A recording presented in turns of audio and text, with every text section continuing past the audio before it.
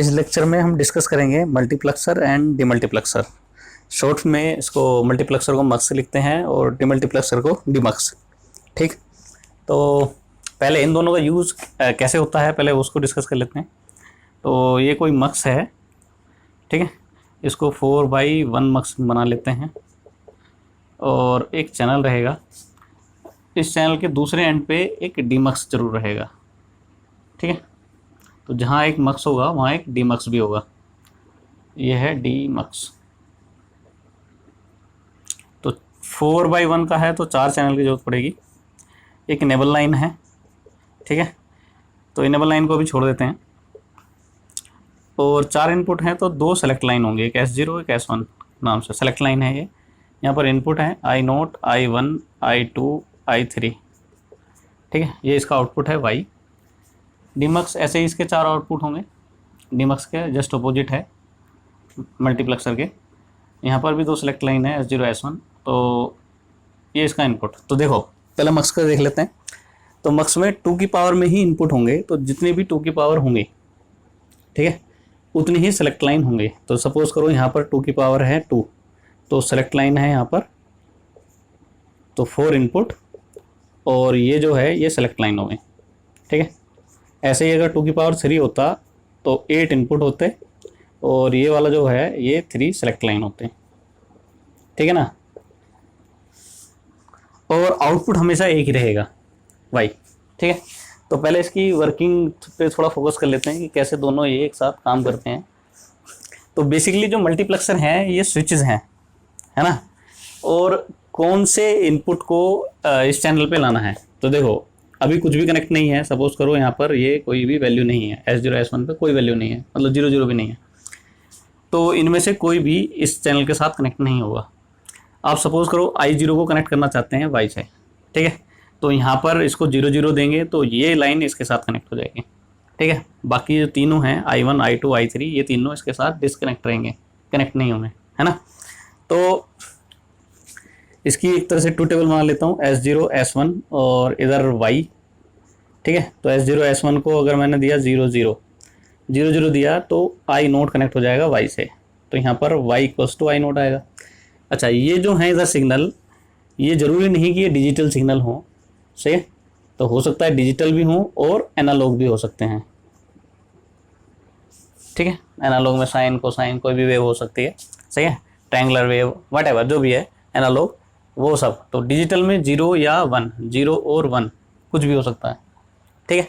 तो इसलिए इसको I0 लिखते हैं, 0 1 या कुछ और नहीं लिखते इसको I0। तो I0 कुछ भी हो सकता है, 0 1 या कोई एनालॉग सिग्नल कुछ भी हो सकता है। तो स्विच का काम है यहाँ पर, तो ये सेलेक्ट लाइन है, कौन सा इनपुट इस आउटपुट पे आना है वो डिसाइड करते हैं सेलेक्ट लाइन।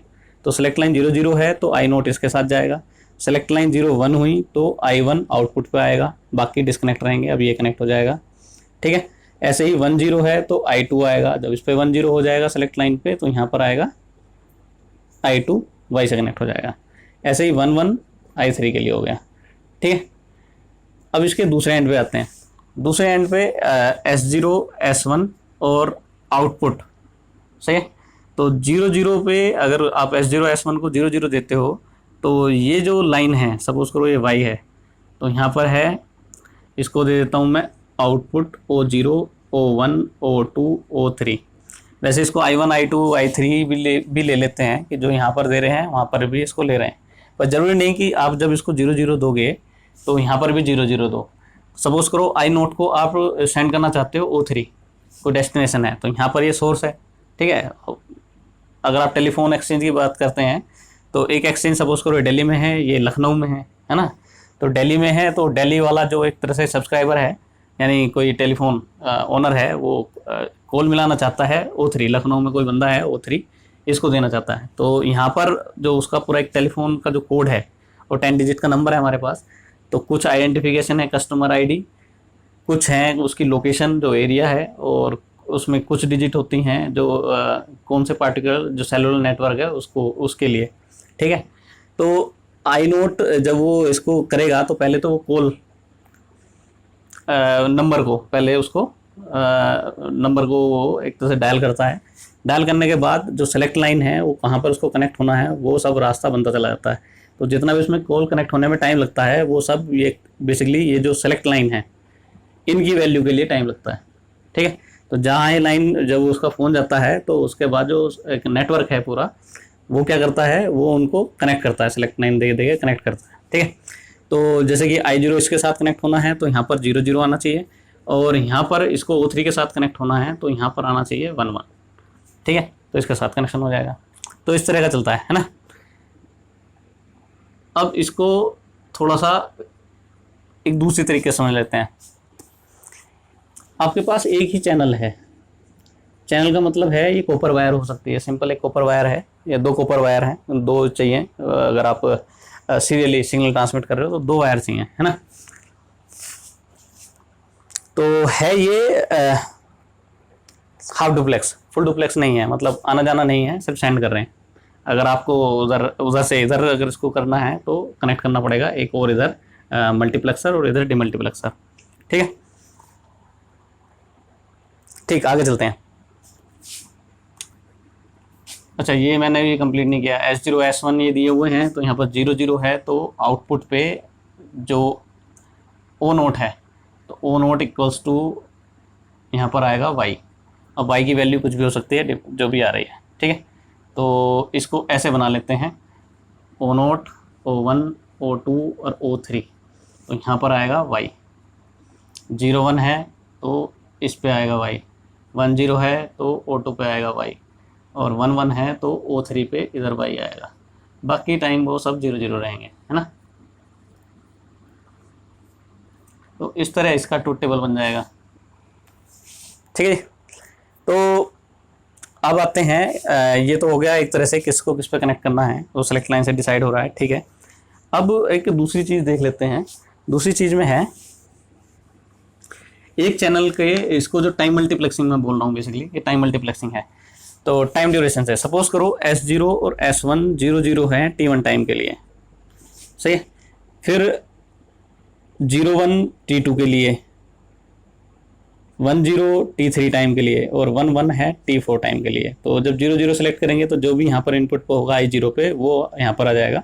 तो ठीक है, तो I0 ये आएगा, इस पे I1 आएगा, इस पे I2 आएगा, इस पे I3 आएगा। ठीक है, तो यहाँ पर चैनल है, तो इसको एक तो डिवाइड कर लेते हैं। हमारे पास 4 इनपुट हैं, तो 4 सिग्नल इस पर सेंड करेंगे, तो 1 2 3 और 1 4। तो ये T1 टाइम का लिए हो गया, T2 T3 T4। तो सीरियली ये है कि पहले T1 यानी पहले 0 फिर 01 फिर 10 फिर 11। तो 0 है T1 के लिए, 01 है T2 के लिए, 10 है T3 के लिए, और 11 है T4 टाइम के लिए। तो T1 पे इस चैनल में T1 टाइम में क्या सेंड हो रहा है, I नोट, T2 के लिए I1, I2, इस पर I3। ठीक है, ऐसा नहीं है कि ये सीरियली रखने हैं, तो इसको 0 यहाँ पर इसके बाद 1 1 कर सकते हो, जैसी भी रिक्वायरमेंट है उसके अकॉर्डिंग, है ना। तो कैसे भी हो सकता है कि T1 टाइम के लिए, फिर उसके बाद T2 टाइम के लिए I3 जाना है, T3 टाइम के लिए I2 जाना है, सही है, और T4 टाइम के लिए I1 जाना है। कैसे भी कर सकते हो, ऐसा नहीं कि सीरियली रहना है। ठीक है, अब डिपेंड करता है आप इसको कैसे, अगर सीरियली लेना चाह रहे हैं तो ऐसे ही फिर आपको यहाँ पर S0 S1 की वैल्यू भी 0 देनी पड़ेगी T1 टाइम के लिए। अगर आप चाहते हो कि I नोट 0 पे जाए, I1 01 पे जाए, इस पर O1 पे जाए, I2 O2 पे जाए, और I3 O3 पे जाए, तो सीरियली देना पड़ेगा। तो 0 T1 टाइम के लिए दोगे, 01 T2 टाइम के लिए सेलेक्ट लाइन पे, तो इसके साथ ये कनेक्ट हो जाएगा। अभी एक ले लेते हैं कि हम कैसे इसको T4 के लिए 1 1। अब सपोज करो T4 टाइम के लिए, तो T4 टाइम के लिए यहाँ पर आएगा 1 1, तो ये वाला इसके साथ कनेक्ट हो जाएगा, सही है। और सेम T4 टाइम के लिए इधर भी 1 1, और ये कनेक्ट हो जाएगा इसके साथ। तो I3 की जो वैल्यू है, जो भी I3 पे सिग्नल है, वो आपका O3 पे सेंड हो गया। ठीक है, किसके थ्रू, मल्टीप्लेक्सर और डीमल्टीप्लेक्सर के थ्रू। ठीक, ऐसे ही आप चाह रहे हैं कि I3 को O1 पे भेजना है, तो I3 की यहाँ वैल्यू दोगे 1 1, और वहाँ पर O1 पे भेजना है उसको, तो वहाँ वैल्यू दोगे 0 1। ठीक है, तो यहाँ पर बताया कैसे टाइम मल्टीप्लेक्सिंग होती है। तो इतने T1 टाइम के लिए I नोट जाएगा, फिर T2 टाइम के लिए I1, और T3 के लिए I2, और T4 के लिए I3। तो इसको बोलते हैं टाइम मल्टीप्लेक्सिंग। तो एक चैनल पे अलग अलग टाइम में अलग अलग सिग्नल सेंड कर रहे हैं, ठीक है। अब अगर बहुत ज़्यादा हमारे पास जो इनपुट है एक ह्यूज डेटा है, जैसे कि आज की डेट में हम मोबाइल फ़ोन वगैरह यूज़ करते हैं, तो हमें जो कॉपर वायर है वो एनफ नहीं है, तो उसकी जगह हमें यूज़ करने पड़ते हैं ऑप्टिकल फाइबर केबल, ठीक है। उसकी बैंडविड्थ बहुत ज़्यादा है, तो जो बैंडविड्थ वाला कॉन्सेप्ट है इसको आप समझ सकते हैं, जो कम्युनिकेशन वाले स्टूडेंट हैं वो इसको शैनन फैनन उसका कुछ एक फार्मूला है उसमें देखेंगे। तो यहाँ पर ये टाइम मल्टीप्लेक्सिंग है, फिर एक फ्रीक्वेंसी मल्टीप्लेक्सिंग होता है ना, और फिर ऐसे ही है एक कोड डिवीजन मल्टीप्लेक्सिंग है, ठीक। तो इस तरह की मल्टीप्लेक्सिंग है। तो जितना भी एक तरह से जो पूरा टेलीफोन एक्सचेंज है वो मल्टीप्लेक्सर और डीमल्टीप्लेक्सर पे ही बेस्ड है, जो मॉडर्न टेलीफोन एक्सचेंज है, ठीक है। तो यहाँ आप जान गए होंगे कैसे मल्टीप्लेक्सर काम करता है और डीमल्टीप्लेक्सर उसके साथ कैसे मिलकर काम करता है, तो कैसे हम सिग्नल ट्रांसमिट करते हैं। तो मक्सर जो है ये जो मल्टीप्लेक्सर है या डीमल्टीप्लेक्सर है ये बेसिकली स्विच हैं, ठीक है। अब आते हैं अपने उसकी सर्किट डायग्राम पे। अब इसको रफ कर देता हूँ। तो मक्स से स्टार्ट करेंगे, मल्टीप्लेक्सर से, ठीक है, फिर उनको डिज़ाइन करेंगे।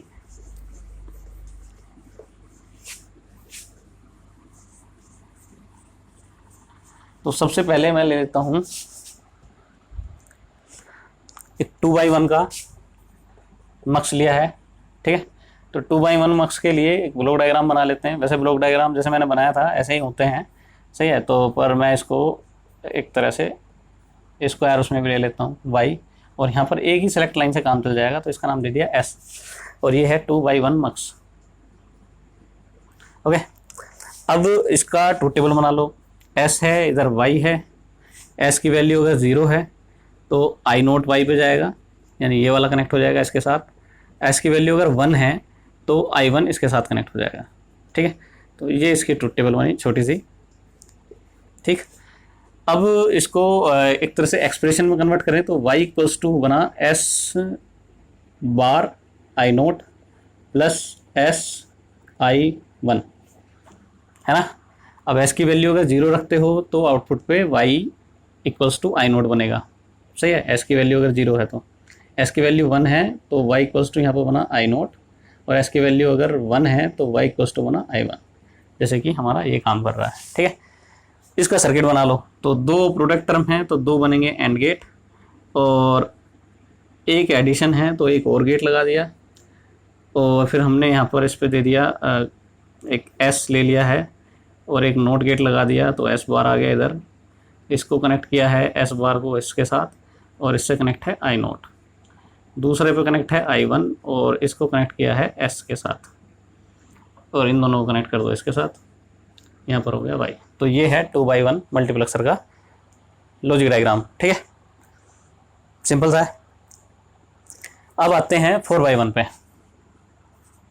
4x1 में 4 इनपुट हो गए, i1 i2 और i3, ठीक है। और सेलेक्ट लाइन हो जाएंगी फिर 2 की पावर में जितने भी इनपुट हैं, तो 4 इक्वल्स टू 2 की पावर 2, तो 2 की पावर 2 यानी 2 सेलेक्ट लाइन, तो S0 यहाँ पर S1, ठीक है। अब इसका बना लेते हैं ब्लॉक डायग्राम। ब्लॉक डायग्राम तो बन गया, इसका बनाते हैं अब ट्रूथ टेबल। ट्रूथ टेबल फिर उसका एक तरह से, तो ट्रूथ टेबल पे आते हैं। तो हमारे पास S नोट है, S1 है, अगर 0 0 रहेगा, सही है। एक और चीज़ ले लेते हैं कि इनेबल ऑल 9 ले लेते हैं, सही है। चलो अभी पहले इनेबल के बिना करते हैं, उसके बाद इनेबल ले लेंगे, ठीक है जी। S0 S1 यहाँ पर y, तो 0 0 है तो y की वैल्यू है यहाँ पर i नोट, 0 1 है तो i1, 1 0 है तो i2, और 1 1 है तो i3, ठीक। अब इसका एक्सप्रेशन बना लेते हैं। तो y इक्वल्स टू बना हमारा S0 bar S1 bar i note plus S0 bar S1 i1 plus S0 S1 bar i2 plus S0 S1 i3, ये बनेगा, ठीक है। इसको सर्किट में कन्वर्ट कर लेते हैं, ठीक है, लॉजिक डायग्राम में। तो हमारे पास हैं 4 प्रोडक्ट टर्म है, तो इसका मतलब 4 लगेंगे हमारे एंड गेट, ठीक, और एक और गेट बनेगा 4 इनपुट का, यहाँ से निकलेगा y, तो यहाँ पर है, इस पे I0, इस पे I1, इस पे है I2, इस पे है I3।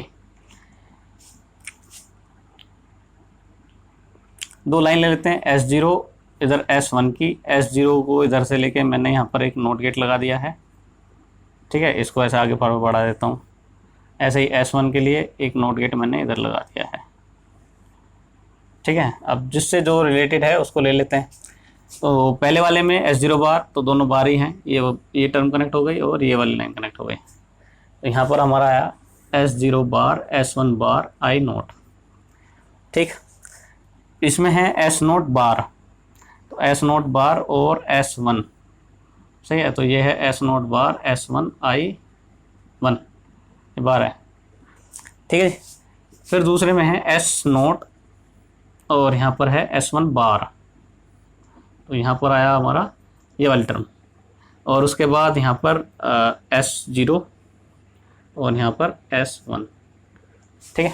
तो ये बन गया हमारा 4/1 मल्टीप्लेक्सर का लॉजिक डायग्राम, है ना, ठीक। ये बन गया। अब इसमें सपोज करो इनेबल, ये रफ कर दिया, इनेबल लाइन लेनी है तो 11 S0 S1 और Y, ठीक है। तो इनेबल जब वो आपका 0 रहेगा तो यहाँ पर वैल्यू कुछ भी हो आउटपुट 0 ही आएगा। अगर ये 1 रहेगा तब उसके बाद जो भी इसकी ट्रुथ टेबल है 0 0 पे I0, ये 1 है, ये 0 1 है, तो यहाँ पर I1, यहाँ पर 1, ये 1 0, यहाँ पर I2, ये 1, ये 1 1, ये यहाँ पर I3, ठीक है। ये इसकी ट्रुथ टेबल हो गई इनेबल के साथ। तो इनेबल वाली लाइन का मतलब अगर 1 है तो ये वर्क करेगा, अदरवाइज नहीं करेगा। तो इनेबल वाली लाइन ब्लॉक डायग्राम में भी लगा देता हूँ, इनेबल। यहाँ पर भी इनेबल लेना है तो इनेबल इसको ब्रैकेट में ले लेते हैं और इनेबल लाइन, ठीक है, ठीक। तो या तो सारे ही गेट के साथ कनेक्ट कर दो इनेबल लाइन। तो एक इनेबल लाइन इधर ले लिया मैंने और इसको मैंने कनेक्ट कर दिया, ये इसके साथ कनेक्ट है, इसके साथ कनेक्ट है, इसके साथ कनेक्ट है और इसके साथ कनेक्ट है, ठीक है। तो इनेबल के साथ हो गया, सिंपल है, ठीक। तो ये हो गया 4/1 मल्टीप्लेक्सर। ऐसे ही 8/1 का बन जाएगा, तो यहाँ पर 8 टर्म आएंगी और फिर 8 आपके ये जो एंड गेट हैं 8 बनेंगे, 8 इनपुट का और गेट लगेगा, है ना। तो काफ़ी बड़ा सर्किट हो जाएगा, पर जो कॉन्सेप्ट है, बेसिक कॉन्सेप्ट वो इसी तरह है बनाने का, ठीक है। तो ये तो हो गया मल्टीप्लेक्सर, इनका सर्किट डिज़ाइन करना। अब है मल्टीप्लेक्सर से, जैसे सपोज करो हमारे पास 8/1 का मल्टीप्लेक्सर है, तो 8/1 में इनपुट हमारे कितने बनेंगे,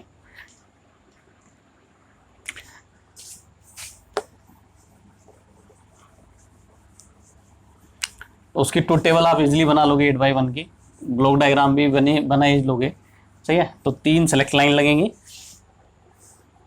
3 सेलेक्ट लाइन लगेंगी। ये इसका ब्लॉक डायग्राम बना देता हूँ।